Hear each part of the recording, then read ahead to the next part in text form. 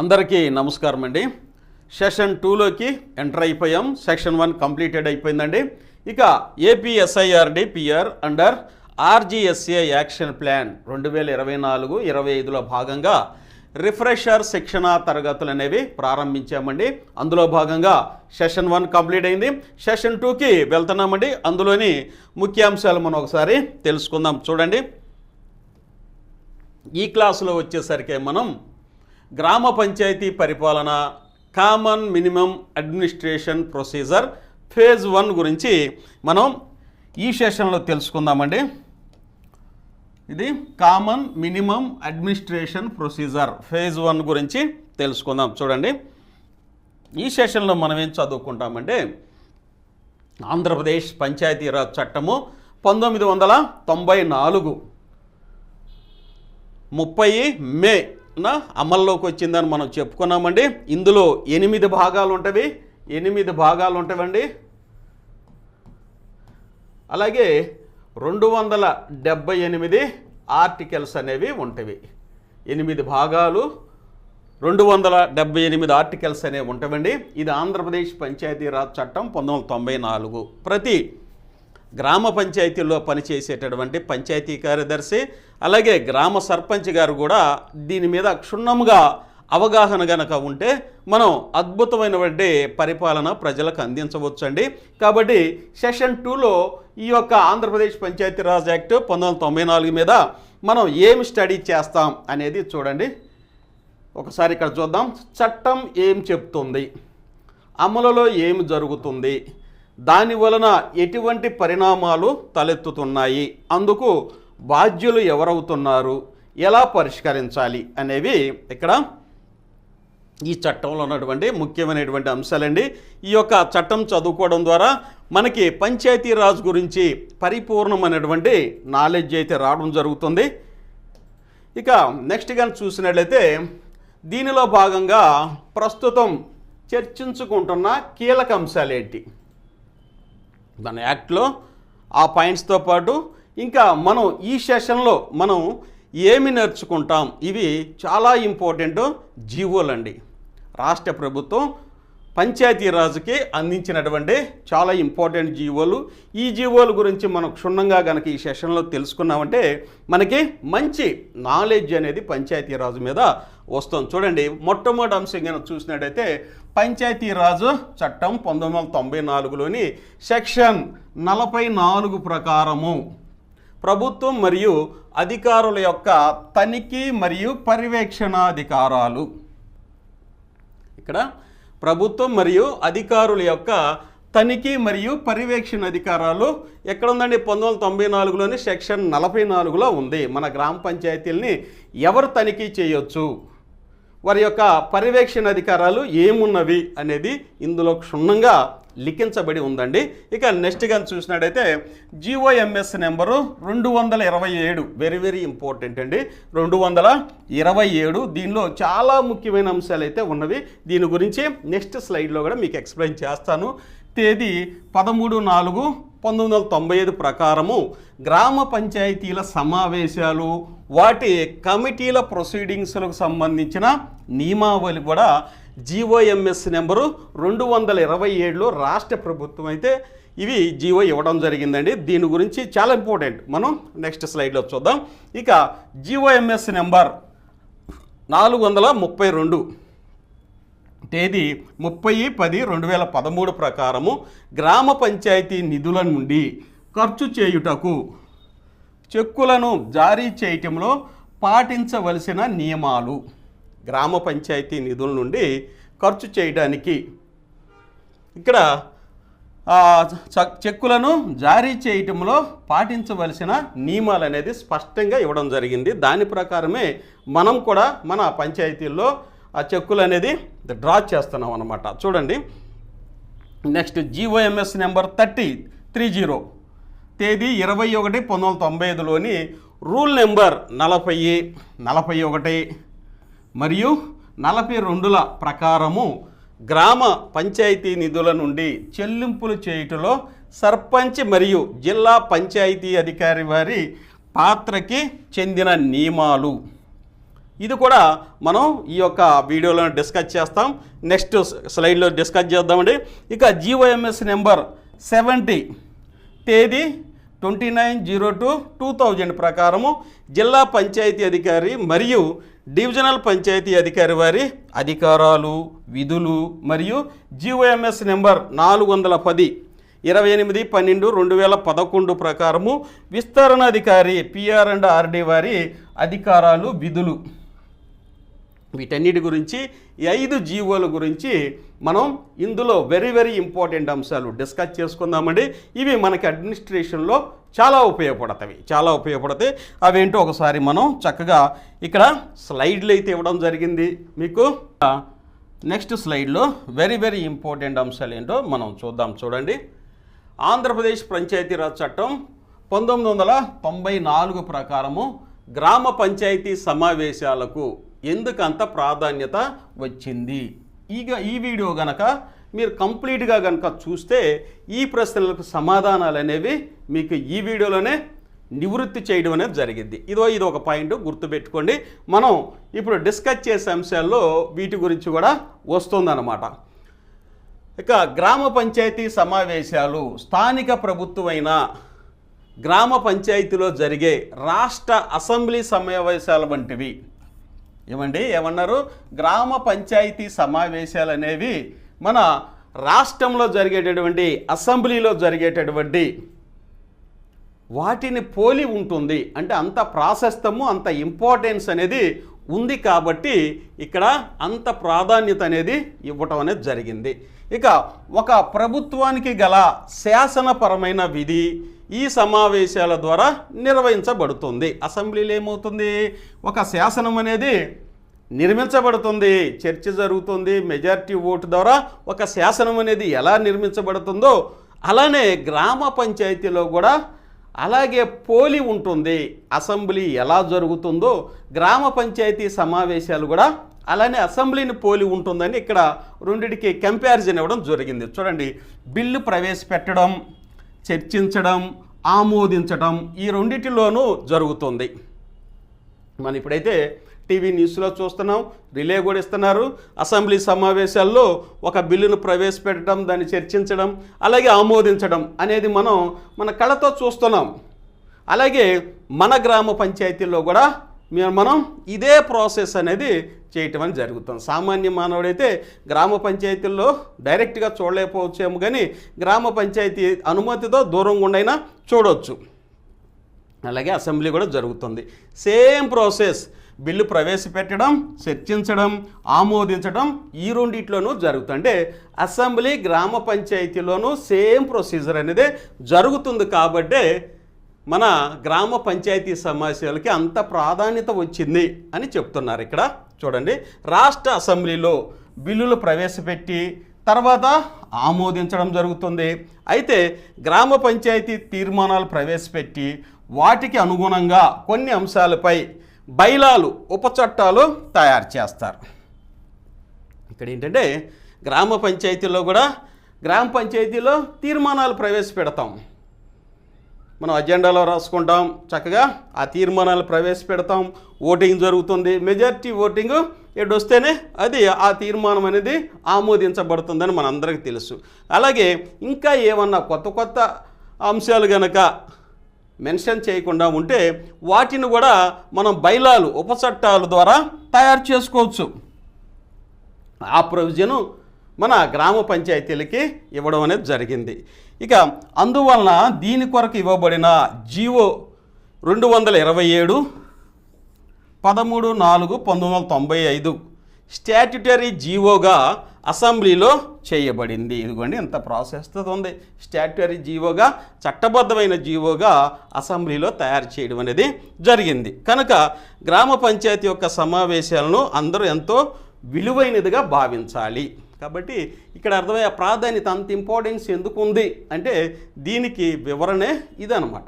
227 GO చాలా important జీవోనండి గ్రామ పంచాయతీలకి. వాటికి సంబంధించిన వివరణ కూడా మనం చూద్దాం. చూడండి,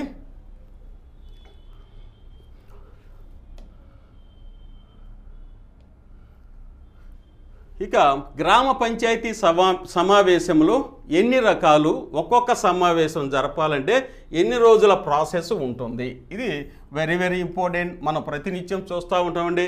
గ్రామ పంచాయతీ సమావేశాలు ఎన్ని రకాలు? 4 రకాలండి. అవి కూడా మీకు ఇక్కడ ఇవ్వడం జరిగింది. చూడండి, జీవో నెంబరు 227 ప్రకారము తేదీ 19/4/1995 ప్రకారము గ్రామ పంచాయతీ సమావేశాలు 4 రకాలుగా నిర్వహించబడతాయి. ఒకటి సాధారణ సమావేశము, రెండోది అభ్యర్థనా సమావేశము, మూడోది అత్యవసర సమావేశము, నాలుగోది ప్రత్యేక సమావేశం. ఈ 4 సమావేశాలు అనేవి మనం నిర్వహించాము. దాని యొక్క ఇంపార్టెన్స్ కూడా మనకు తెలుసు. సాధారణ సమావేశాలు, అభ్యర్థన సమావేశాలు, వాటి గురించి కూడా మీకు చక్కగా వివరణ కూడా ఇవ్వడం అనేది జరిగింది. చూడండి, సాధారణ సమావేశం మనం జనరల్గా సాధారణ సమావేశాలు ఎక్కువ జరుపుతాం. దానికి సంబంధించిన వివరణ ఇంకొకసారి మీరు ఇక్కడ చూడండి, గుర్తు తెచ్చుకుందాం.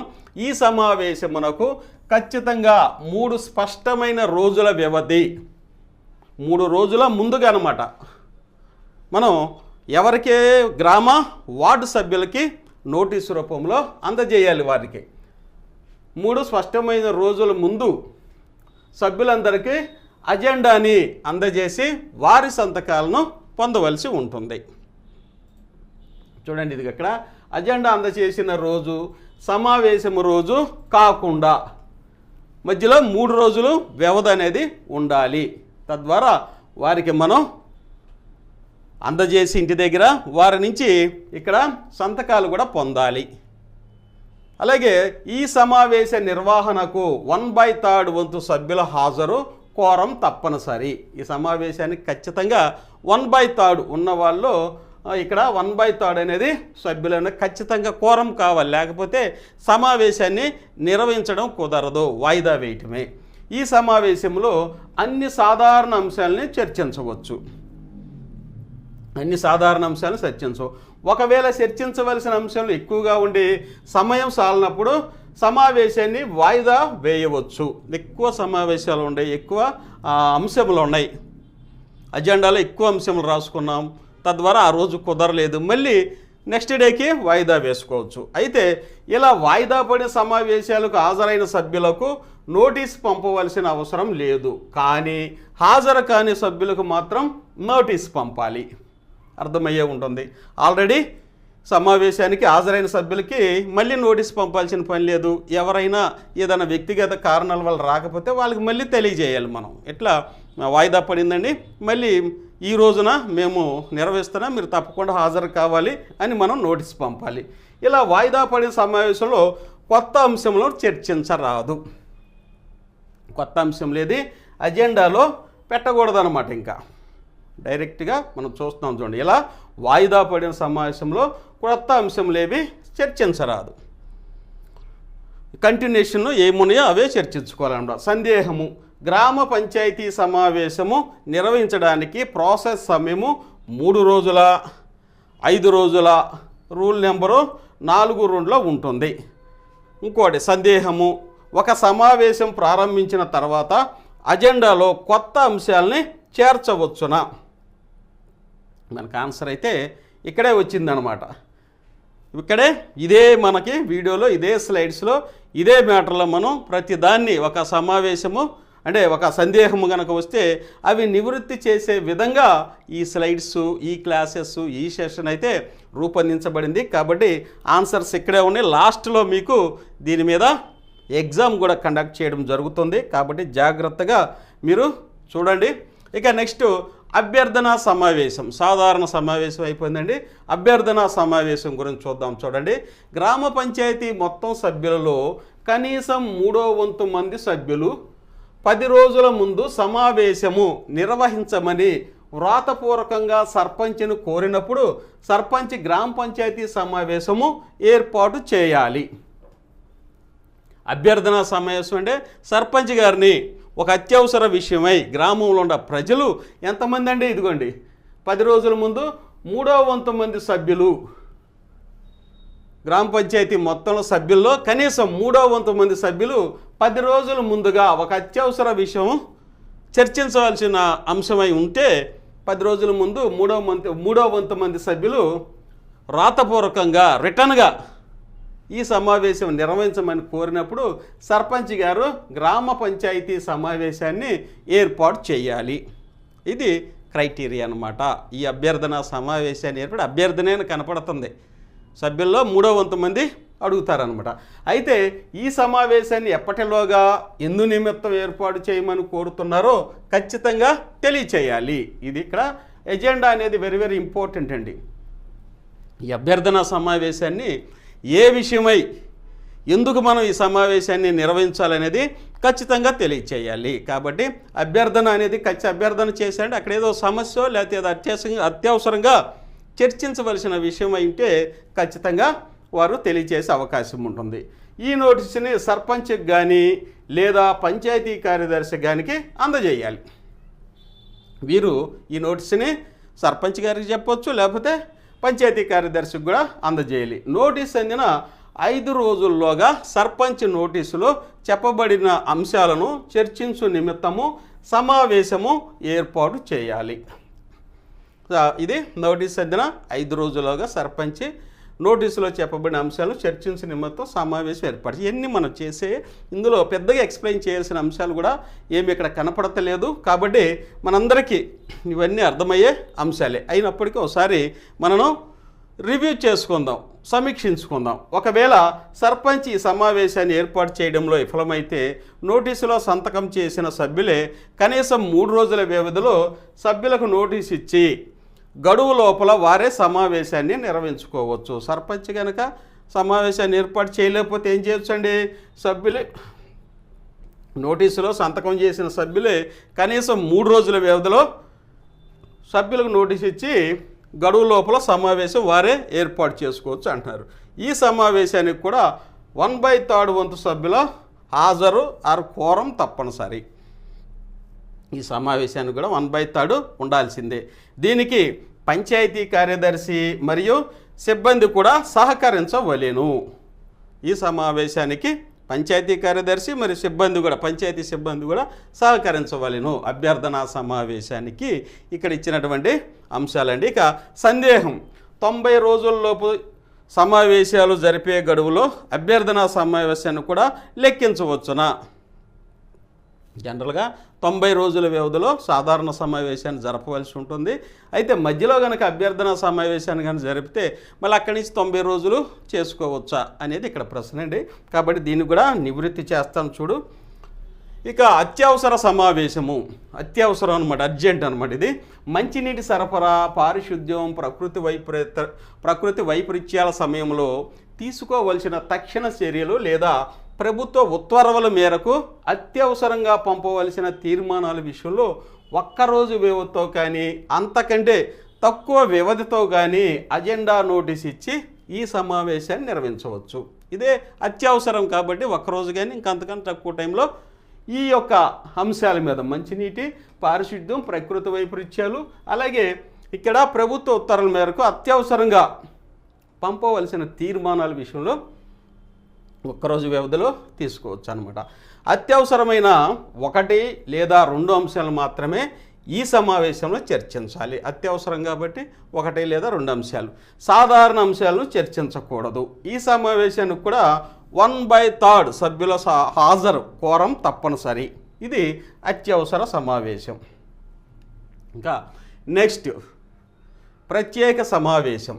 గ్రామ పంచాయతీ చేసిన ఏదైనా తీర్మానాన్ని 3 నెలలలోపు రద్దు చేయడం లేదా మార్పు చేయడం, ఉప సర్పంచ్ ఎన్నిక, ఉప సర్పంచ్పై అవిశ్వాస తీర్మానం, ఇంటి పన్నుపై ప్రత్యేక పన్ను, వ్యవసాయ భూములు, ఖాళీ స్థలాలపై పన్ను వంటి అంశాలలో నిర్ణయం తీసుకోవడానికి 3 స్పష్టమైన రోజులు లేదా అంతకంటే తక్కువ వ్యవధిలోనూ అజెండాతో కూడిన నోటీసులను సభ్యులకు పంపి ఈ సమావేశాన్ని నిర్వహించవచ్చును.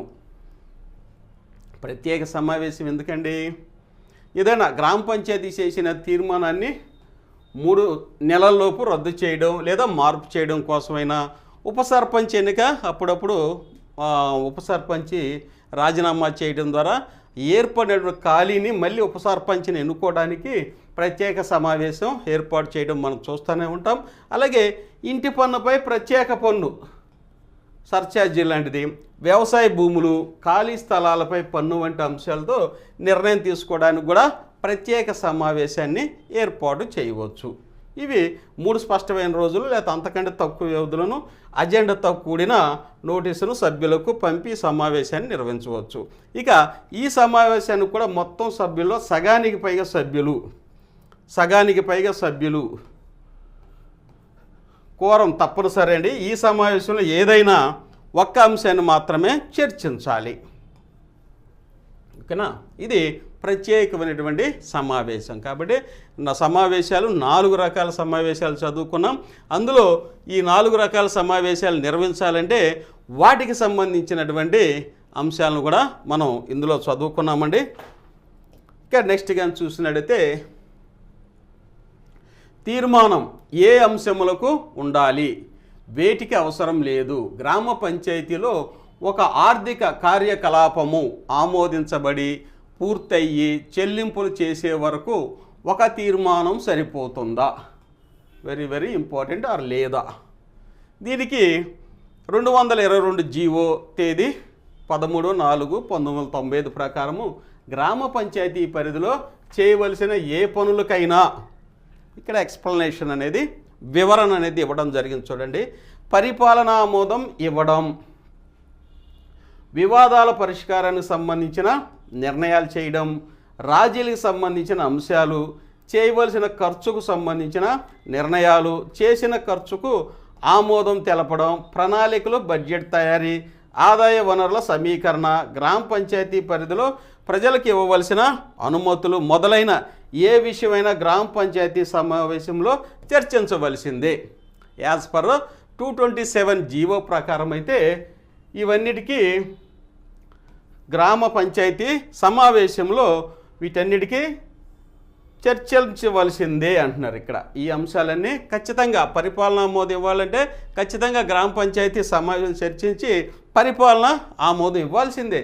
వివాదాల పరిష్కారాలకైనా, రాజీలకైనా, లేకపోతే చేయవలసిన ఖర్చు సంబంధించిన ఇవన్నీ మనం ప్రతినిత్యం ప్రణాళిక కానీ, బడ్జెట్ కానీ, ఆదాయ వనరుల సమీకరణ కానీ, గ్రామ పంచాయతీలు ఇవ్వాలి అనుమతులు, ఇవన్నీ మనం గ్రామ పంచాయతీ సమావేశంలోనే చర్చించి ఆమోదం అంటే ఇస్తున్నాం. యాజ్ పర్ జీవో 227 ప్రకారము మనం ప్రతినిత్యం చేసే పనే. కాబట్టి ఇది ఒకసారి మనం గుర్తు చేసుకుంటే మంచిది.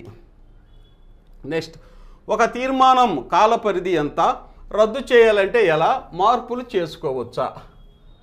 చూద్దాం. తీర్మానం రద్దు లేదా మార్పు అనే దాని గురించి స్పష్టంగా ఇక్కడైతే మనం చదువుకుంటామండి. దీని మీద కూడా ఏమన్నా కొంచెం డౌట్ ఉంటే ఇక్కడ మీకు క్లారిఫై అయితే ఒకసారి చూడండి. మన పంచాయతీరాజ్ యాక్ట్లో సెక్షన్ 246 ప్రకారము, జీవో నెంబరు 227 ప్రకారము, రూల్ నెంబరు 10 ప్రకారం గ్రామ పంచాయతీ సమావేశంలో ఆమోదించిన తీర్మానం 3 నెలల లోపు రద్దు చేయరాదు అంటుందన్నమాట.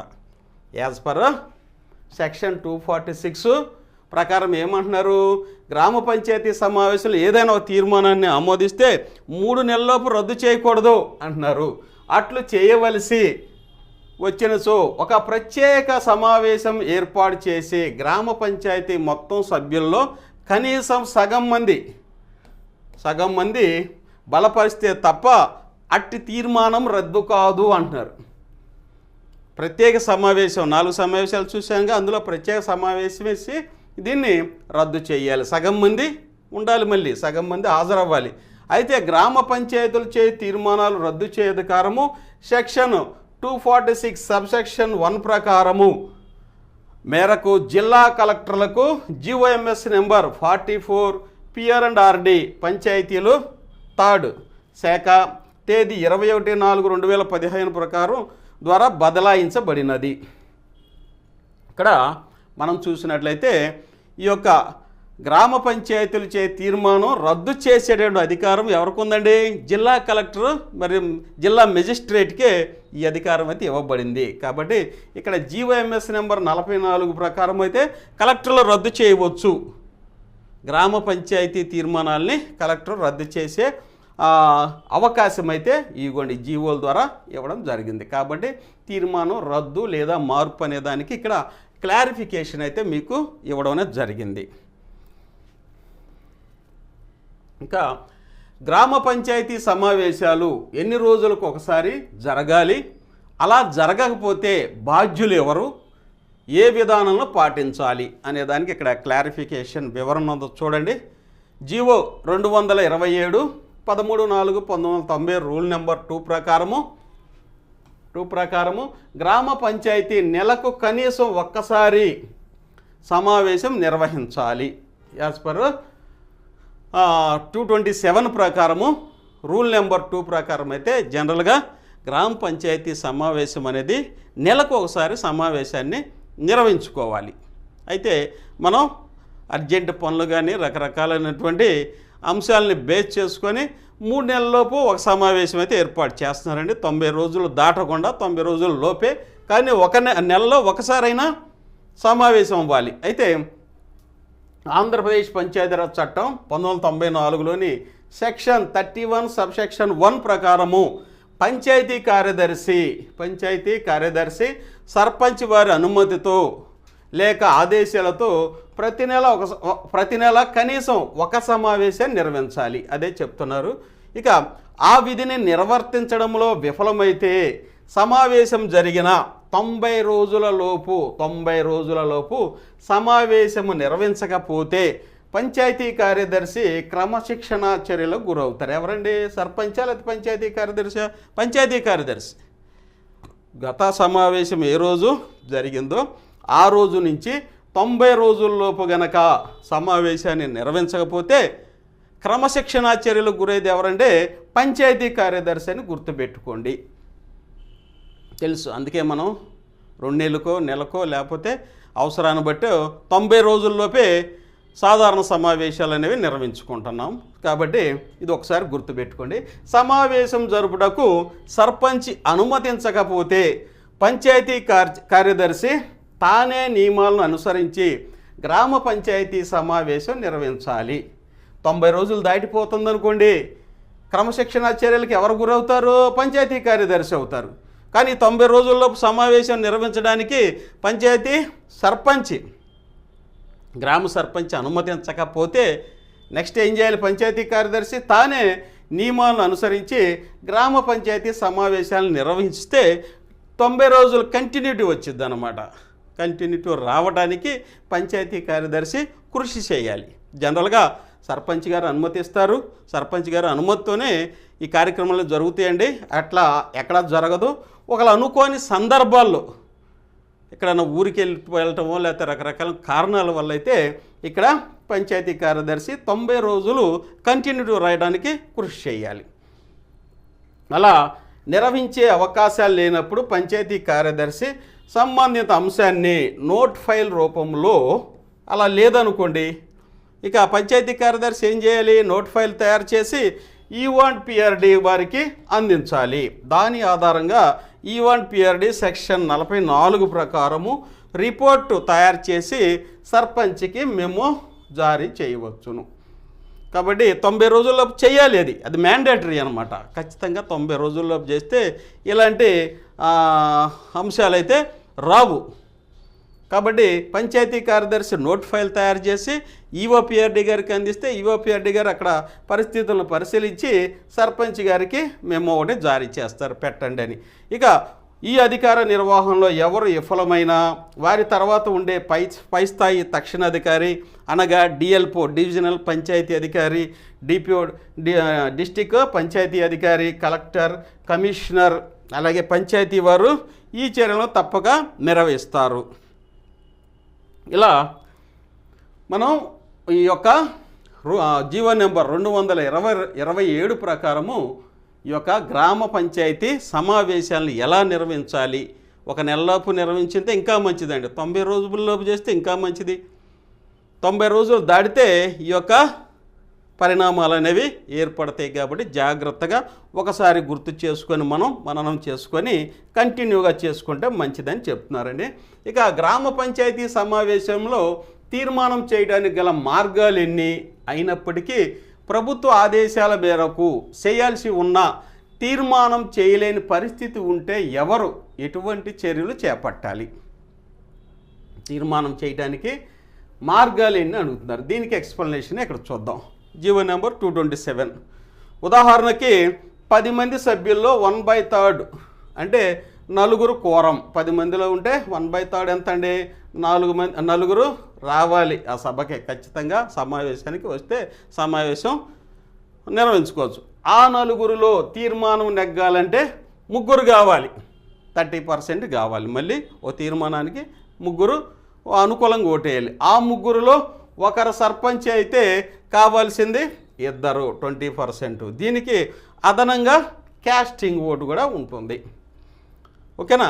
ఇది ఎక్స్ప్లెనేషన్ అండి. అదే ప్రభుత్వ ఆదేశాల మేరకు చేయాల్సి ఉన్న తీర్మానం లేదా పనిని చేయలేని పరిస్థితి ఉంటే సంబంధిత అంశాన్ని పంచాయతీ కార్యదర్శి డిపిఓ గారికి అంటే జిల్లా పంచాయతీ అధికారి వారికి తెలియజేస్తే ఆ పనిని పూర్తి చేయడానికి ప్రభుత్వం ఒక వ్యక్తిని కానీ అధికారిని కానీ నియమిస్తుంది. సెక్షన్ 247 ప్రకారము ఆ పని చేయడానికి ప్రభుత్వం ఒక వ్యక్తిని కానీ లేకపోతే అధికారిని కానీ నియమిస్తుంది అన్నమాట. ఇది దీనికి ఎక్స్ప్లెనేషన్ అండి. నెక్స్ట్, గ్రామ పంచాయతీ సమావేశాలకు హాజరయ్యే సభ్యులు ఎవరు? Very very important. గ్రామ పంచాయతీ సమావేశాలకి ఎవరు హాజరవ్వచ్చు? సర్పంచ్. జనరల్గా సర్పంచ్ లేకుండా పంచాయతీ సమావేశాలు అనేవి కష్టమండి. ఉప సర్పంచ్ ఉండొచ్చు అంటే ఏదైనా పని ఉన్నప్పుడు. అయితే ఎక్కువగా సర్పంచ్ గారు అధ్యక్షత వహిస్తారు. సమావేశానికి అధ్యక్షత వహించి అజెండాలోని అంశాలపై చర్చించి ఓటు వేసి తీర్మానం చేయవచ్చు సెక్షన్ 37 ప్రకారం. ఓకేనా?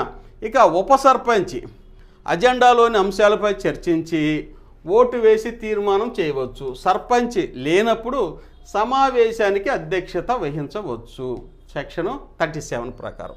వార్డు సభ్యులు అజెండాలోని అంశాలపై చర్చించి ఓటు వేసి తీర్మానం చేయవచ్చు సెక్షన్ 28.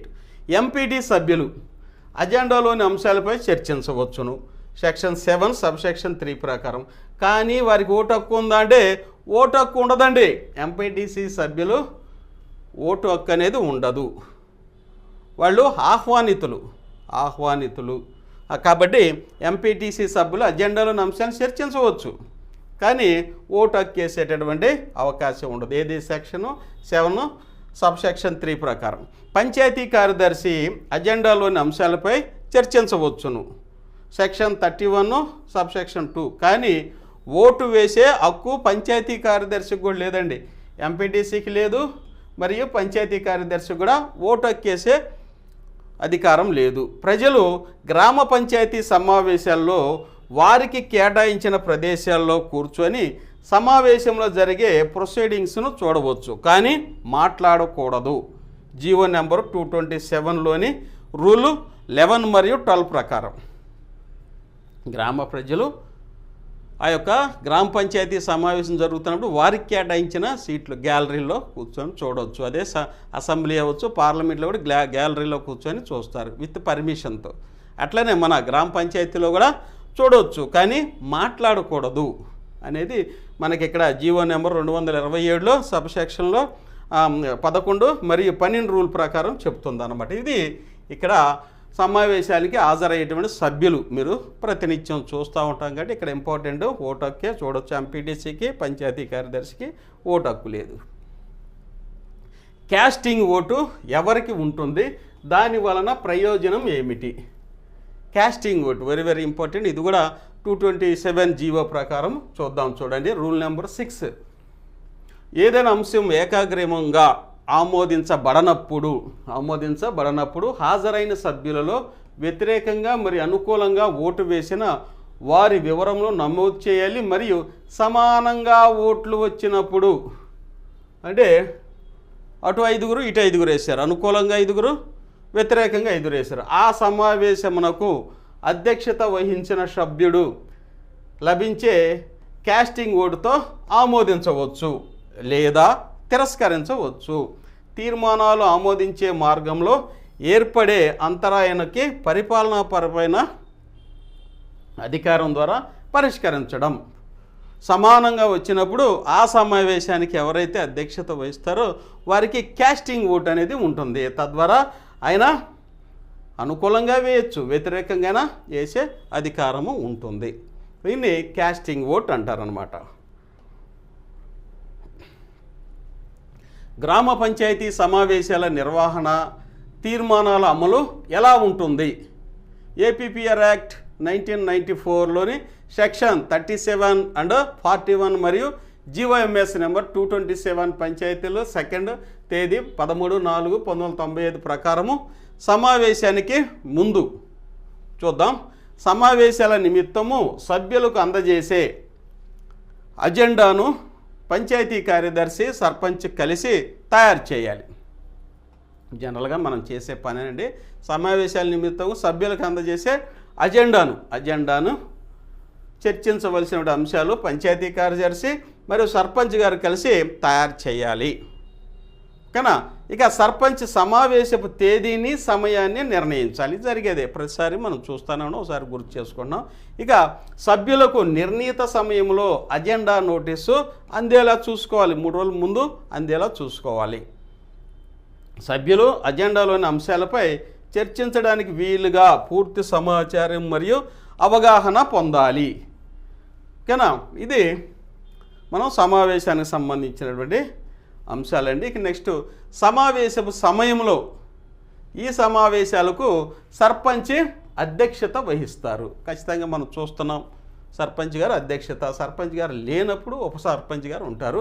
ఇక సమావేశానికి క్వారం పూర్తి కాకపోతే, క్వారం వెరీ ఇంపార్టెంట్ అండి, కాకపోతే సభ్యులందరూ అనుమతితో మరో అరగంట వేచి చూడాలి. అప్పటికే క్వారం పూర్తి కాకపోతే సమావేశాన్ని వాయిదా వేయాలి. క్వారం ఇంపార్టెంట్ అండి. ఇంకా వారు రాకపోతే సభ్యులు ఒక అరగంట వేచి చూసి దాన్ని వాయిదా వేయచ్చు. ఒకవేళ క్వారం పూర్తయితే సర్పంచ్ హాజరైన సభ్యులతో హాజరు రిజిస్టర్లో సంతకాలు తీసుకోవాలి. ఓకే.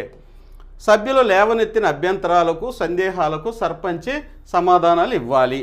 చట్టరీత్యా ఆమోదించలేని అంశాలని తిరస్కరించాలి.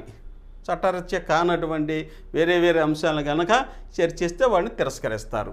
అజెండాలోని అన్ని అంశాలను చర్చించిన మీదట సభ్యులు ఆమోదించిన మేరకు తీర్మానాలను సర్పంచ్ మినిట్స్ పుస్తకంలో తానే స్వయంగా నమోదు చేసి మినిట్స్ ముగించిన తర్వాత సంతకం చేయాలి.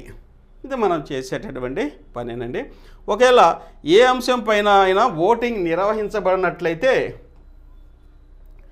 అనుకూలంగాను వ్యతిరేకంగాను ఓటు వేసిన సభ్యుల పేర్లను సర్పంచ్ వివరంగా మినిట్స్లో సదరు అంశానికి ఎదురుగా నమోదు చేయాలి. అలాగే చేస్తున్నారు, మీ అందరికీ తెలుసండి. ఒకవేళ ఓటింగ్ నిర్వహించబడినప్పుడు చర్చించే అంశానికి సమానమైన ఓట్లు వస్తే అధ్యక్ష స్థానంలో ఉన్న వ్యక్తి తన ఓటుని నిర్ణయాత్మకమైన ఓటు ఆర్ క్యాస్టింగ్ ఓటు ఉపయోగించి ఆ తీర్మానాన్ని నెగ్గించవచ్చు, ఓడించవచ్చును. క్యాస్టింగ్ ఓటునే నిర్ణయాత్మక ఓటు అంటారనమాట. ఇది ప్రతినిత్యం మనం సమావేశాల్లో నిర్వహించే అంశాలు. ఒకసారి మనం గుర్తు చేసుకోవడానికైతే ఇవి మనకి ఉపయోగపడతాయి. ఇంకా సమావేశం తర్వాత సమావేశాల్లో ఆమోదించబడిన తీర్మానాలను పంచాయతీ కార్యదర్శి అమలు చేసేలా సర్పంచి మరియు వార్డు సభ్యులు కూడా జాగ్రత్త వహించాలి. అవసరమైన సందర్భాల్లో పై అధికారులు అనుమతులను తీసుకునేలా కూడా బాధ్యత వహించాలి. తీర్మానాలను అమలు విషయంలో సర్పంచి పంచాయతీ కార్యదర్శిపై పరిపాలనాధికారులను కలిగి ఉంటారు. సెక్షను 31(1) ప్రకారము గత సమావేశం తర్వాత 90 రోజుల్లో తిరిగి సమావేశం నిర్వహించడానికి సర్పంచ్ అనుమతి ఇవ్వనిచో కార్యదర్శి తానే విహిత రీతిలో సమావేశం ఏర్పాటు చేయవచ్చు. సెక్షన్ 31 ప్రకారం గత సమావేశం జరిగిన 90 రోజుల్లోపు తిరిగి సమావేశం నిర్వహించకపోతే పంచాయతీ కార్యదర్శిపై క్రమశిక్షణా చర్య, సస్పెన్షన్ లేదా ఇంక్రిమెంట్ కోత తీసుకొని పడుతుంది. సకాలంలో సక్రమంగా గ్రామ పంచాయతీ సమావేశం జరగకపోతే దానిపై విస్తరణాధికారి పిఆర్&ఆర్డి లేదా డివిజనల్ పంచాయతీ అధికారి లేదా జిల్లా పంచాయతీ అధికారి లేదా జిల్లా కలెక్టర్ ఆదేశించిన ఎవరైనా అధికారి విచారణ చేసే అవకాశం ఉంది. దీని గురించి మనం ముందు స్లైడ్లోనే చెప్పుకున్నామండి. కాబట్టి ఇవి మనం సమావేశానికి సంబంధించిన ముఖ్యమైన అంశాలుగా చెప్పుకోవచ్చండి. నెక్స్ట్ గ్రామ సభ ఉద్దేశ్యము చూద్దాం. చూడండి, గ్రామ సభ అనేది వెరీ వెరీ ఇంపార్టెంట్ అండి. దీని గురించి కూడా మనం ప్రతిరోజు గ్రామ పంచాయతీలో చూస్తూనే ఉంటాం. గ్రామ సభ అనేది వెరీ వెరీ ఇంపార్టెంట్. సరే, ఇక్కడ చూద్దాం. వికేంద్రీకృత ప్రజాస్వామ్య వ్యవస్థకు గ్రామ సభ పునాది. ప్రజాస్వామ్య వ్యవస్థలో ప్రజలే నేరుగా పాలు పంచుకునే వేదిక. ఇప్పటివరకు గ్రామ పంచాయతీల్లో పంచాయతీ సభ్యులు అంటే రిప్రజెంటేటివ్స్ మాత్రమే పాల్గొని కొన్ని నిర్ణయాలు తీసుకుంటారు. గ్రామ సభలు వచ్చేసరికి ఓటు ఉన్న ప్రతి హక్కుదారుడు గ్రామ సభల్లో పాల్గొని వారి యొక్క అభిప్రాయాల్ని నేరుగా గ్రామ సభలో వెల్లడించే అవకాశం ఉంటుంది. ప్రత్యక్ష ప్రజాస్వామ్యం అంటున్నారు. దీని గురించి ఇక్కడ మనం డిస్కస్ చేద్దాం. చూడండి, గ్రామ పంచాయతీ యొక్క వివిధ శాఖల పనితీరును సమీక్షించడానికి, ఆదాయ వ్యయాలను ప్రజలకు తెలియజేయడానికి, పరిపాలనా నివేదిక మరియు ఆడిట్ రిపోర్ట్లను చదివి వినిపించడానికి, బడ్జెట్ వివరాలను సభ్యులకు తెలియచేయడానికి, ప్రభుత్వ పథకాలకు అర్హులైన లబ్ధిదారులను ఎంపిక చేయడానికి, పన్నుల బకాయిదారుల వివరాలను తెలియడానికి, కొత్తగా పన్నులు విధించడానికి, ప్రస్తుతం ఉన్న పన్నులను పెంచడానికి, ఇండ్లు మరి ఇతర స్థిరాస్తుల బదిలీ వివరాలను తెలియచేయడానికి, సంబంధించిన వ్యవసాయోత్పత్తి పథకాలను తయారు చేసుకోవడానికి, అభివృద్ధి ప్రణాళికల తయారీ మరియు పోరంబోకు భూముల వివరాలు, ఇవన్నిటినీ గ్రామ సభలో మనం గ్రామస్తుల ఎదుట చర్చించుకుంటాం. ఈ గ్రామ సభ గురించి ఎక్కడెక్కడ ఉందండి? మనం కనుక చూసినట్టయితే గ్రామ సభ గురించి ఏపీపీఆర్ యాక్ట్ 1994లో సెక్షన్ 6లో 6లో ఇది దీని గురించి వివరణాత్మకంగా ఉందండి. అలాగే రాజ్యాంగ అధికరణలో 243(c)లో కూడా మనం గ్రామ సభ గురించినటువంటి వివరణ అనేది చూస్తాం. రాజ్యాంగంలో చూస్తాం, మన పంచాయతీరాజ్ యాక్ట్లో చూస్తాం. అలాగే జీఓఎంఎస్ నెంబర్ 791 GA డేట్ 07/11/2013 ప్రకారం కూడా జీవోల్లో కూడా గ్రామ సభ గురించి వివరణ అయితే మనం ప్రత్యక్షంగా చూడవచ్చు అన్నమాట. ఇక దీనికి సంబంధించిన వివరణ ఒకసారి చూద్దాం. చూడండి, ఇక్కడ గ్రామ సభను ప్రతి సంవత్సరం ఏప్రిల్ 14, జూలై 1, అక్టోబర్ 3 మరియు జనవరి 2వ తేదీల్లో నిర్వహిస్తారు. ప్రతి సంవత్సరం 4 సార్లు గ్రామ సభల్ని ఖచ్చితంగా నిర్వహించాల్సిన అవసరం అయితే ఉంది. అది మనకి అయితే జీవోల రూపంలో కూడా రావడం అనేది జరిగింది. ఎప్పుడండి? ఏప్రిల్ 14, అలాగే జూలై 1, అక్టోబర్ 3 మరియు జనవరి 2 తేదీలో నిర్వహిస్తారు. ఇక అయితే గ్రామ సభను ఎప్పుడు అవసరం ఉంటే అప్పుడు ఈ తేదీలతో సంబంధం లేకుండా కూడా ఏర్పాటు చేసుకోవచ్చు. ఇవైతే ఈ 4 తేదీల్లో అయితే ఖచ్చితంగా నిర్వహించాల్సిన అవసరం అయితే జీవో రూపంలో ప్రభుత్వం ఇవ్వడం జరిగింది. అయితే ప్రజలు కావాలి మాకు గ్రామ సభను ఏర్పాటు చేసుకొని మా సమస్యల్ని గ్రామ సభలో నివేదించుకోవాలి, సర్పంచ్ గారు మరియు గ్రామ పంచాయతీకి నివేదించాలనుకున్నప్పుడు ఖచ్చితంగా గ్రామ సభని ఏర్పాటు చేయమని కోరే అవకాశం ప్రజలకు కూడా ఉందని మనకు తెలుసండి. ఇక సాధారణంగా గ్రామ సభకు కోరం లేదు. మనం పంచాయతీ తీర్మానాలు పంచాయతీకి అయితే సాధారణ సమావేశాలు నిర్వహించాలి, ఖచ్చితంగా కోరం ఉండాలండి 1/3. కానీ ఇక్కడైతే కోరం అయితే లేదు. ఇక గ్రామ సభ సభ్యుల్లో 50 మంది లేదా 10% ప్రజలు 50 లేదా 10% ప్రజలు వ్రాతపూర్వకంగా అంటే రిటర్న్గా కోరినప్పుడు కూడా సర్పంచ్ గ్రామ సభను నిర్వహించాలి. కన్నా గ్రామ సభ సభ్యులలో 50 మంది కానీ లేకపోతే వాళ్ళ 10% కోరినప్పుడు సర్పంచ్ ఖచ్చితంగా గ్రామ సభను నిర్వహించాలి. గ్రామ సభనే గ్రామ పంచాయతీ కార్యాలయం వద్ద లేదా గ్రామ సరిహద్దుల లోపల ప్రజలందరికీ అనువుగా ఉండే ప్రదేశంలో సూర్యోదయం తర్వాత సూర్యాస్తమలోపు నిర్వహిస్తారు. జనరల్గా గ్రామ పంచాయతీ కార్యాలయం దగ్గరే నిర్వహించాలండి. లేకపోతే ఇక్కడ ప్రజలందరికీ అనుకూలంగా ఉన్న ప్రదేశం చూడాలి. ఇంకా గ్రామ విలేజ్ బౌండరీస్ లోపలే నిర్వహించాలి. ఆ యొక్క సభ కూడా ఎప్పుడు నిర్వహించాలి? సూర్యోదయం అంటే వెలుతురుగా ఉన్నప్పుడు, అలాగే సూర్యాస్తం అంటే ఇక సూర్యుడు వెళ్ళేటప్పుడు రాత్రుల్లో నిర్వహించకూడదని ఈ యొక్క ప్రధానమైనటువంటి ఉద్దేశము. ఇంకా గ్రామ సభకు సంబంధించిన ఎజెండాతో కూడిన నోటీసులో గ్రామ సభ జరపబోవు తేదీ ఇస్తాం మనం. అట్లాగే సమయము మరియు ప్రదేశం యొక్క వివరాలతో కనీసము 2 రోజుల ముందు ప్రజలకు తెలియచేయాలి. మనం ఎజెండాతో కూడినటువంటి ఈ యొక్క వివరాలతో కూడినటువంటి నోటీసులతో 2 రోజుల ముందు బహిరంగ ప్రదేశాల్లో కూడా అంటిస్తాం. గ్రామ సభ జరగబోతుంది పలానా రోజు అంటే 2 రోజుల ముందు ఉండాలన్నమాట. పలానా తేదీ పలానా చోట అనేది సమయం ఈ ఇన్ఫర్మేషన్ అనేది మనం ముందుగానే ప్రజలకి వివిధ మాధ్యమాల ద్వారా తెలియచేస్తాం. ఇప్పుడైతే మైకులతో చేస్తున్నాం, అలాగే టామ్ వేపించవచ్చు, అలాగే పోస్టర్లో జనసమ్మర్దం ఉన్న ప్రదేశాల్లో కూడా అంటించడం ద్వారా ప్రజలకు తెలియజేస్తాం. ఈ నోటీసును ఇదిగోండి దండోరా లేదా గ్రామ పంచాయతీ నోటీస్ బోర్డులో అంటించడం ద్వారా మరియు గ్రామంలోని 3 ముఖ్యమైన ప్రదేశాల్లో అతికించడం ద్వారా ప్రజలకే తెలియచేయవచ్చు అన్నమాట. ఒకవేళ గ్రామ పంచాయతీలు కనుక ఎక్కువ గ్రామాలు ఉన్నట్లయితే రొటేషన్ పద్ధతిలో అంటించవచ్చు అని చెప్తాను అన్నమాట. ఆ గ్రామంలో ఈ గ్రామంలో గ్రామ సభ అనేది నిర్వహించుకోవచ్చు అన్నమాట. ఇకపోతే నెక్స్ట్ జీవోఎంఎస్ నెంబర్ 227 13వ తారీఖు ప్రకారము గ్రామ పంచాయతీల సమావేశాలు వాటి కమిటీల ప్రొసీడింగ్లకు సంబంధించిన నియమావళి భాగం 1 ఇక్కడ భాగాల్లో ఉన్నాయండి. ఫస్ట్ భాగం పార్ట్లో ఏముంది 227 జీవోలో ఏముందనేది ఇక్కడ రూల్స్ కూడా ఒకసారి చూద్దామండి.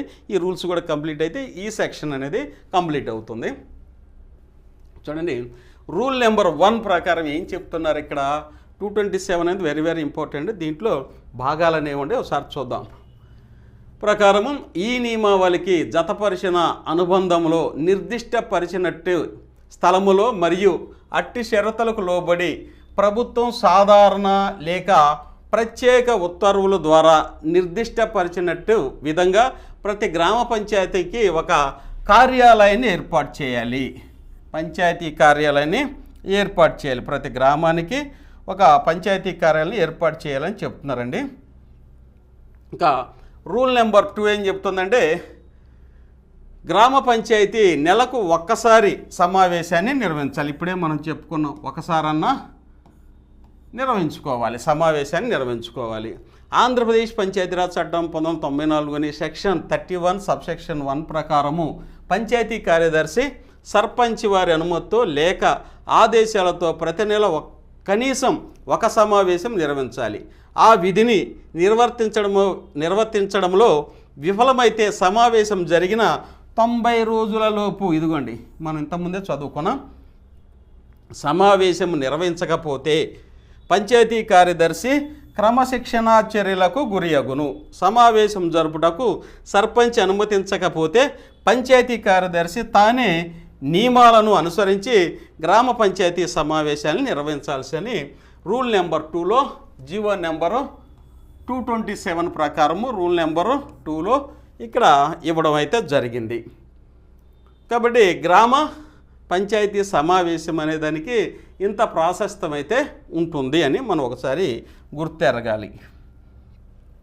నెక్స్ట్ రూల్ నెంబర్ 3 సబ్సెక్షన్ 1 ప్రకారము కనీసం 3 రోజుల ముందు నోటీసును సభ్యులకు అందజేసి మాత్రమే సమావేశాన్ని నిర్వహించాలి. మనందరికీ తెలిసిందే 3 రోజుల ముందే మనం సభ్యులందరికీ ఈ యొక్క ఎజెండాతో పాటు ఇవన్నీ ఆహ్వానం కూడా పంపిస్తాం. ఇక రూల్ నెంబరు 3 సబ్సెక్షన్ 2 ప్రకారము అత్యవసరంగా నిర్వహించవలసిన సమావేశమునకు 1 రోజు లేదా అంతకంటే తక్కువ వ్యవధితో నోటీసును సభ్యులకు అందజేసి సమావేశాన్ని నిర్వహించవచ్చును. ఇంతకుముందు మనం చూసాం, మళ్ళీ ఒకసారి మనం 227 జీవోలో వరుసనే ఉన్నటువంటి ఈ యొక్క నియమావళిని పరిశీలిస్తున్నాం బ్రీఫ్గా. రూల్ నెంబరు 4 సబ్సెక్షన్ 1 ప్రకారము కనీసం 3వ వంతు సభ్యులు ఏదైనా అంశంపై సమావేశం నిర్వహించమని రాతపూర్వకంగా 10 రోజుల ముందుగా కార్యాలయ వేళల్లో సర్పంచి లేదా పంచాయతీ కార్యదర్శి లేదా ఇన్ఛార్జి కార్యనిర్వహణాధికారికి తెలియజేయవచ్చు. అది మనం ఇంతకుముందు చూసాం కాబట్టి ఇక్కడ ఈ రూల్ కూడా మనం చూడవచ్చు. ఎందుకంటే కనీసం 3 వంతుల మంది సభ్యులు ఈ యొక్క రిక్వెస్ట్ అయితే చేయవచ్చు అన్నమాట. ఇక రూల్ నెంబరు 4(2) ప్రకారము ఒకవేళ సర్పంచి నోటీస్ అందించిన 5 రోజులలో సమావేశం నిర్వహించడంలో విఫలమైతే నోటీసులో సంతకం చేసిన సభ్యులే కనీసం 3 రోజుల వ్యవధితో సభ్యులకు నోటీస్ ఇచ్చి గడువు లోపల వారే సమావేశాన్ని నిర్వహించుకోవచ్చు అన్నమాట. సర్పంచ్ కనుక సంతకం చేయకపోతే విఫలమైతే ఆ యొక్క సమావేశాన్ని నిర్వహించడానికి ఈ విధంగా చేయొచ్చని మనం ఇంతకుముందు స్లైడ్లో కూడా చూసామండి. ఇక రూల్ నెంబరు 5 ప్రకారము సాధారణ ప్రజలు కూడా గ్రామ పంచాయతీ సమావేశాలకు హాజరు కావచ్చు, గ్యాలరీలో కూర్చోవచ్చు, అయితే మాట్లాడకూడదని కూడా మనం చూసాం. ఇక రూల్ నెంబర్ 6 ప్రకారము ఏదైనా అంశం ఏకాగ్రీవంగా ఆమోదించబడినప్పుడు హాజరైన సభ్యులలో వ్యతిరేకంగా మరియు అనుకూలంగా ఓటు వేసిన వారి వివరములు నమోదు చేయాలి మరియు సమానముగా ఓట్లు వచ్చినప్పుడు అధ్యక్షత వహించిన సభ్యుడికి లభించే కాస్టింగ్ ఓటుతో ఆమోదించవచ్చు లేదా తిరస్కరించని చెప్పాం. కాకపోతే ఇది రూల్ నెంబర్ 6లో 227 జీవోలో ఉంది. ఇక రూల్ నెంబర్ 7 ప్రకారము అప్పటికి ఉన్న గ్రామ పంచాయతీ సభ్యుల్లో కనీసం 3వ వంతు అంటే కోరం సభ్యులు హాజరు లేనిదే సమావేశం నిర్వహించరాదు. 3వ వంతు ఉండాలి, కోరము ఖచ్చితంగా ఉండాలి. ఇక రూల్ నెంబరు 8 ప్రకారం ముందుగా నిర్ధారించిన సమయానికి 30 నిమిషాల లోపు కోరము లేనప్పుడు హాజరైన అందరి సభ్యుల అంగీకారంతో మరి కాస్త సమయం వరకు సమావేశమును వాయిదా వేసుకోవచ్చు. అంటే వారు వచ్చేవరకు అందరూ ఏకగ్రీవంగా ఆమోదించుకొని వాయిదా వేసుకోవచ్చు అన్నమాట మరి కొంత సమయం. రూల్ నెంబర్ 9 ప్రకారము అధ్యక్షత వహించిన సభ్యుడు సమావేశాలకు హాజరైన సభ్యుల సంతకములు హాజరు పుస్తకమునందు తీసుకొనవలెను మరియు హాజరైన సమయం అలాగే సమావేశం నుండి వెళ్ళిపోయిన సమయాలు కూడా నమోదు చేయవలెను. రూల్ నెంబర్ 10 ప్రకారం 3 నెలల్లోపు గ్రామ పంచాయతీ తీర్మానములను మార్పు చేయడం లేదా రద్దు చేయరాదు. తర్వాత ప్రత్యేక సమావేశం నిర్వహించి గ్రామ పంచాయతీ మొత్తం సభ్యుల్లో సగం కంటే తక్కువ కాని సభ్యుల మెజారిటీతో మాత్రమే మార్పు చేయడం లేదా రద్దు చేయొచ్చు. నెక్స్ట్ రూల్ నెంబర్ 11 ప్రకారము గ్రామ పంచాయతీ సమావేశపు తీర్మానములను సదర్ రిజిస్టర్లో గ్రామ ప్రధాన భాషలో సమావేశమునకు అధ్యక్షత వహించిన వారు రాసి సంతకం చేయాలి. తదుపరి జరుగు సమావేశంలో తీర్మానమును చదివి వినిపించి సదర విషయమును నమోదు చేయాలి. గ్రామ పంచాయతీ చట్టాన్ని అనుసరించి ఏ విధమైన పన్ను చెల్లించే వ్యక్తి అయినా ఛార్జీ లేకుండా తీర్మానం పుస్తకమును గ్రామ పంచాయతీ కార్యాలయం వద్ద తనిఖీ చేయవచ్చును. ఓకేనా, ఇది రూల్ నెంబరు 11 అండి. రూల్ నెంబర్ 12 ప్రకారము గ్రామ పంచాయతీ మరియు కమిటీల యొక్క అన్ని ప్రొసీడింగ్స్ మరియు రికార్డులు కార్యనిర్వహణాధికారి అధీనంలో ఉండాలి. జీవో నెంబరు ఈ జీవో నందలి 3వ భాగంలో తెలిపిన విధంగా ఛార్జీలు వసూలు చేసి దరఖాస్తు చేసుకున్న వారికి ఇండియన్ ఎవిడెన్స్ యాక్ట్ 1872 సెక్షన్ 76ను అనుసరించి అట్టి ప్రొసీడింగ్స్ మరియు రికార్డులను కార్యనిర్వహణాధికారి వారి ధృవీకరణతో ఇవ్వవలెను. సదర్ కాపీలను కమిటీ లేదా గ్రామ పంచాయతీ యొక్క ప్రొసీడింగ్స్ మరియు రికార్డులుగా పరిగణించవచ్చును. ఓకేనా, ఇది రూల్ నెంబరు 12 అండి. ఇదంతా మనం ప్రతినిత్యం చేసేదే కాబట్టి మనకిది అంతగా ఎక్స్ప్లెనేషన్ కూడా అవసరం లేదు. ఇక రూల్ నెంబర్ 13 ప్రకారము తదానుగుణ మార్పుల అనంతరం రూల్స్ 3, 6, 7, 8, 9, 10లను గ్రామ పంచాయతీల యొక్క కమిటీ సమావేశములలో ప్రొసీడింగ్ రికార్డ్ చేయడకు వర్తింప చేయవచ్చు. ఓకేనా, ఈ రూల్స్ ప్రకారము 3, 6, 7, 8, 9, 10లను గ్రామ పంచాయతీ యొక్క కమిటీ సమావేశంలో ప్రొసీడింగ్ రికార్డ్ చేయడకు వర్తింప చేయవచ్చును ఈ రూల్స్ ప్రకారం. ఇక రూల్ నెంబర్ 14 ప్రకారము గ్రామ పంచాయతీచే నియమించబడ్డ కమిటీ సమావేశముల యందు చర్చనీయాంశములను రికార్డు చేసి వాటిని గ్రామ పంచాయతీకి వ్రాతపూర్వకంగా సమర్పించవలెను. ఓకేనా, రూల్ నెంబర్ 14 ప్రకారము గ్రామ పంచాయతీ నియమించబడే కమిటీ సమావేశంలందు చర్చించినటువంటి అంశాలని రికార్డ్ చేసేవి గ్రామ పంచాయతీలకి వ్రాతపూర్వకంగా సమర్పించాలని రూల్ నెంబర్ 14 చెప్తుందండి. ఇక భాగం 2లోకి వచ్చామండి. ఇప్పటివరకు 227 జీవోలో భాగము 1 కంప్లీట్ అయిందండి. ఇవన్నీ మనం ప్రతినిత్యం చేసేటటువంటి పనులేనండి. కాకపోతే ఒకసారి మనం సమీక్ష చేసుకోవడానికి ఈ యొక్క రిఫ్రెషర్ శిక్షణా తరగతులు అనేవి ఉపయోగపడతాయి కాబట్టి ఇవన్నీ ఒకసారి మనం రివ్యూ చేసుకుంటున్నాం. రూల్ నెంబర్ 15 అనమాట, భాగం 2లోకి వచ్చేసాము. ప్రకారము గ్రామ పంచాయతీ పరిశీలనలో ఉన్న అంశాల్లో ఏదైనా సభ్యునికి ప్రత్యక్షంగా కానీ పరోక్షంగా కానీ ఆర్థికపరమైనటువంటి ప్రయోజనము చేకూరే విషయానికి చెందిన చర్చ యందు కానీ ఓటింగ్లో కానీ ఆ సభ్యుడు పాల్గొనరాదు. ఆర్థిక ప్రయోజనము వ్యక్తిగత ప్రయోజనం ఉండే వాటిలో ప్రత్యక్షంగా కానీ పరోక్షంగా కానీ సభ్యుడు పాల్గొనరాదు అని ఇక్కడైతే రూల్ నెంబర్ 15 చెప్తుందండి. ఇక రూల్ నెంబర్ 16 ప్రకారము సర్పంచ్ దృష్టిలో గ్రామ పంచాయతీ పరిశీలనలో ఉన్న అంశాల్లో ఏదైనా సభ్యునికి ప్రత్యక్షంగా కానీ పరోక్షంగా కానీ ఆర్థికపరమైన ప్రయోజనం చేకూరే అంశం ఉన్నట్లు భావించిన ఎడల సదరు విషయానికి చెందిన చర్చ యందు కానీ ఓటింగ్లో కానీ ఆ సభ్యుడు పాల్గొనకుండా నిషేధించవచ్చు. ఇదిగోండి, ఇక్కడ ఎవరైనా సభ్యులకు గనక ప్రత్యక్షంగాని పరోక్షంగాని ఆర్థికపరమైన ప్రయోజనాలు గనక ఉంటే ఆ యొక్క సభ్యుడు పాల్గొనకుండా సర్పంచ్ గారు చూడాల్సిన అవసరం అయితే ఉందని చెప్తుంది రూల్ నెంబర్ 16.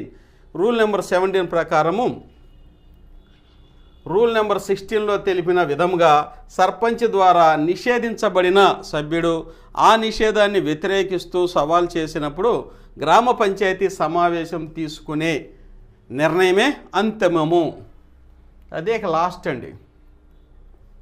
16లో ఒక సభ్యుడిని యొక్క సమావేశంలో ఓటింగ్లో పాల్గొనకుండా నిషేధించారు. దానిపైన నిర్ణయం తీసుకునే అధికారం ఎవరికి ఉందండి? గ్రామ పంచాయతీకే మాత్రమే ఉన్నది. సదరు ఓటింగ్లో సవాల్ చేసిన సభ్యుడు కూడా ఓటు వేయటకు అర్హుడు. ఎవరైతే నిషేధించబడినటువంటి సభ్యుడు ఉన్నాడో ఆ సభ్యుడు కూడా తనకు అనుకూలంగా ఓటేసుకోవచ్చు అని చెప్తున్నారు. నెక్స్ట్ రూల్ నెంబర్ 18 ప్రకారము చర్చలు జరుగుతున్న ఏదైనా విషయం పట్ల సర్పంచ్కి ఆర్థికపరమైన ప్రయోజనం ఉందని సభకు హాజరైన ఎవరైనా సభ్యుడు విశ్వసించినట్లయితే మరియు అందుకు సంబంధించిన ఏదైనా ప్రతిపాదన ఉన్నట్లయితే సర్పంచి ఓటు వేయరాదు, అట్టి చర్చల్లో పాల్గొనరాదు. సర్పంచ్ కూడా వర్తిస్తుందండి రూల్ నెంబరు 18. ఆర్థికపరమైన ప్రయోజనం సర్పంచ్కి ఉన్నట్లయితే సర్పంచ్ కూడా ఓటు వేసేటటువంటి అవకాశం లేదు. ఆ చర్చల్లో కూడా పాల్గొనకపోవడమే మంచిదని రూల్ నెంబరు 18 ఇక్కడ తెలియజేస్తుంది. ఇక రూల్ నెంబర్ 19 ప్రకారం రూల్ నెంబర్ 15 నుండి 18 వరకు గల నియమాలు అవసరమైన మార్పులతో సందర్భోచితంగా గ్రామ పంచాయతీ కమిటీ ప్రొసీడింగ్లను వర్తింపచేయాలని చెబుతుంది. 15 నుంచి 18 వరకు వ్యక్తిగత ప్రయోజనాలు ఉన్నట్లయితే సభ్యుడి కావచ్చు సర్పంచ్ కావచ్చు వారికి సందర్భోచితంగా గ్రామ పంచాయతీ కమిటీ ప్రొసీడింగ్లు వర్తింపజేయాలని తెలియజేస్తుంది అన్నమాట. కానీ నెక్స్ట్ కానీ చూస్తున్నట్లయితే ఇక్కడ భాగము 3 227లో 227 జీవోలో ఇది 3వ పార్ట్ అండి. ఇంకా ప్రొసీడింగులు లేదా రికార్డుల ప్రతులు మంజూరు చేయడం. ప్రొసీడింగులు లేదా రికార్డుల ప్రతులు మంజూరు చేయడం. రూల్ నెంబరు 20 ప్రకారం ఎవరైనా ఒక వ్యక్తికి గ్రామ పంచాయతీ ప్రొసీడింగులు లేదా రికార్డుల నుండి ప్రతులు మరియు దానికి చెందిన కొంతమేరకు అవసరమైన పత్రాలు కావాల్సినట్లయితే ఆయన తన పూర్తి పేరు చిరునామా వీలైన మేరకు ప్రొసీడింగులు లేదా రికార్డుల ఖచ్చితమైన వివరంతో ఒక దరఖాస్తును గ్రామ పంచాయతీ కార్యనిర్వహణాధికార వర్గానికి సమర్పించాలి. ప్రస్తుత క్యాలెండర్ సంవత్సరానికి పూర్వం ఏదైనా సంవత్సరానికి సంబంధించిన ప్రొసీడింగ్స్ లేదా రికార్డుల నుండి ప్రతులను కోరుతూ దరఖాస్తు చేసిన సందర్భంలో అట్టి దరఖాస్తును అనుమతించిన వెంటనే సాధ్యమైనంత త్వరలో ఈ క్రింద నిర్దేశించిన నిర్దిష్టపరిచిన స్కేల్ ప్రకారము రుసుముగా గ్రామ పంచాయతీకి చెల్లించాలి. మనం ప్రతినిత్యం చేసే పనేనండి. ఎవరికైనా రికార్డులు కానీ లేకపోతే వారికి ఏదైనా గత ప్రతులు కాపీస్ కానీ కావాల్సి వస్తే ఆ సంవత్సరం కానీ ఆ ముందు సంవత్సరాలకు సంబంధించినటువంటి ప్రతులు కావాల్సి వస్తే వారి గ్రామ పంచాయతీకి ఇదిగోండి ఇక్కడ రుసుము చెల్లించాలని చెబుతుంది. ఏదైనా ఒక సంవత్సరానికి సంబంధించిన రికార్డు వెతకడం కోసం ఒకే డాక్యుమెంట్కి లేక ఎంట్రీకి 2.5 పైసలు 2.50 ప్రతి అదనపు సంవత్సరానికి రికార్డులను వెతకడానికి 1.25 పైసలను చెల్లించాలని చెప్తున్నారు అన్నమాట. ఇది రికార్డులను లేకపోతే ప్రొసీడింగ్స్ లేకపోతే ప్రతుల్ని ఒక వ్యక్తి పొందే విధానం.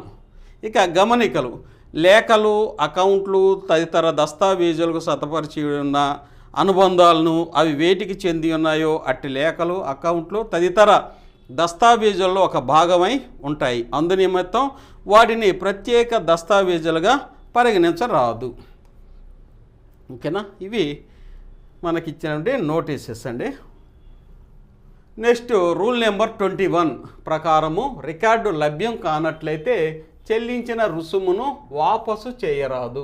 కానీ అభ్యర్థకు దరఖాస్తు చేసిన దస్తావేజము లభ్యం కాలేదని పేర్కొంటూ ధృవపత్రాన్ని సమకూర్చాలి. ఇదే కదా మనం ఇచ్చేది.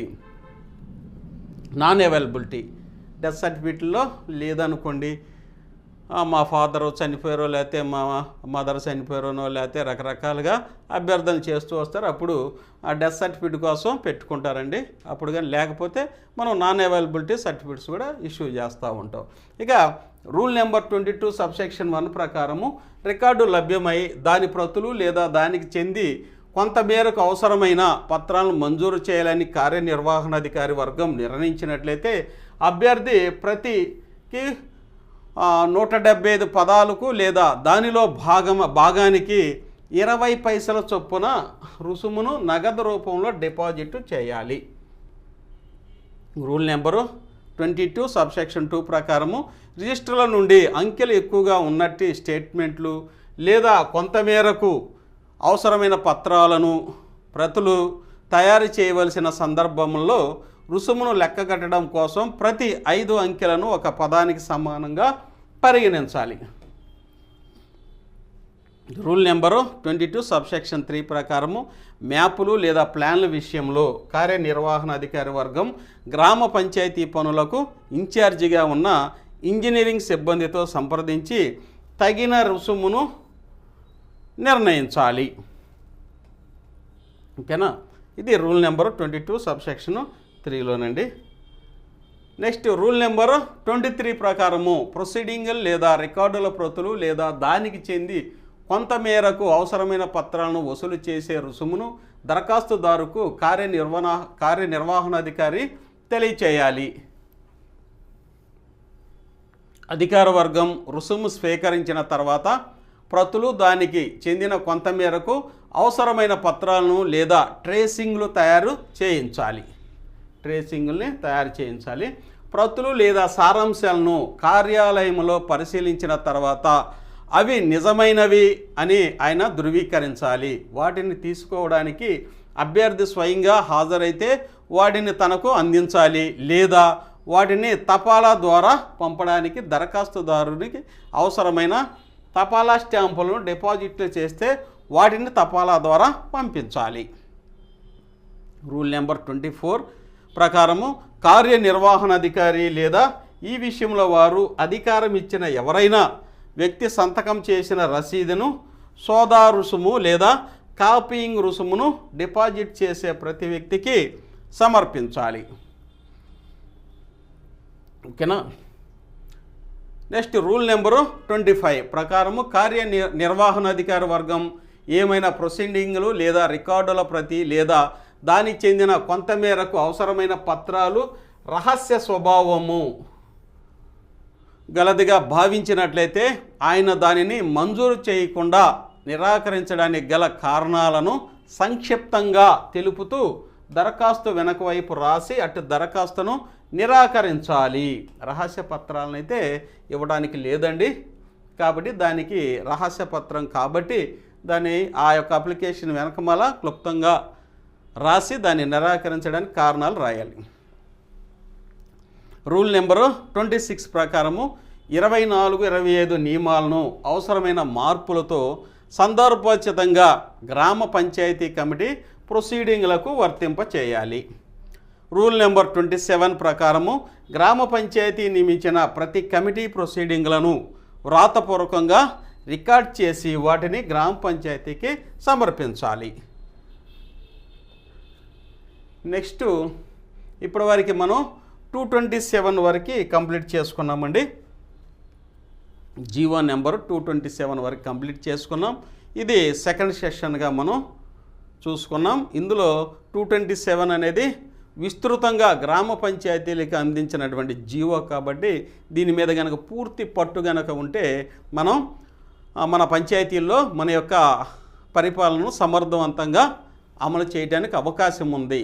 కాబట్టి దీన్ని జాగ్రత్తగా మీరు చదువుకోండి, ఇంకా ఉపయోగపడుతుంది.